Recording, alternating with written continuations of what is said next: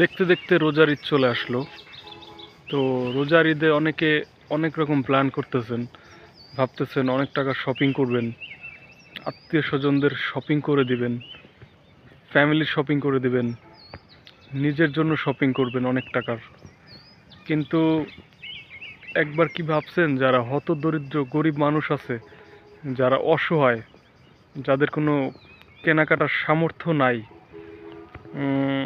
এই ঈদে তাদের কোনো বাজেট নাই, বাজেট তো দূরের কথা, তারা যে ঈদে ভালো একটুকু খাবার খাবে সেই সামর্থ্যটুকু নাই। আল্লাহ প্রতিটা মানুষের রিজিক কোনো না কোনোভাবে চালিয়ে দিবে, কিন্তু তারপর মানুষ হিসাবে আমাদের কি কোনো দায়িত্ব নাই? হ্যাঁ, অবশ্যই দায়িত্ব আছে। তো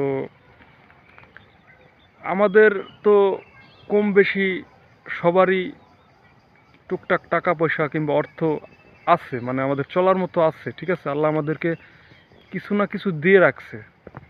তো আল্লাহ তাদেরকেও কোনো না কোনোভাবে চালিয়ে নেবে, ঠিক আছে? কিন্তু মানুষ হিসাবে আমাদের নিজ দায়িত্ববোধ থেকে আমাদের সকলের উচিত গরিব মানুষের পাশে দাঁড়ানো, তাদেরকে একটু সাহায্য করা, তাদেরকে যেভাবেই হোক, হয়তোবা টাকার মাধ্যমে কিংবা ভালো পোশাক কেনার মাধ্যমে, হয়তোবা ভালো খাবারের ব্যবস্থা করার মাধ্যমে, যেভাবে হোক গরিব মানুষের পাশে থাকতে হবে, ঠিক আছে?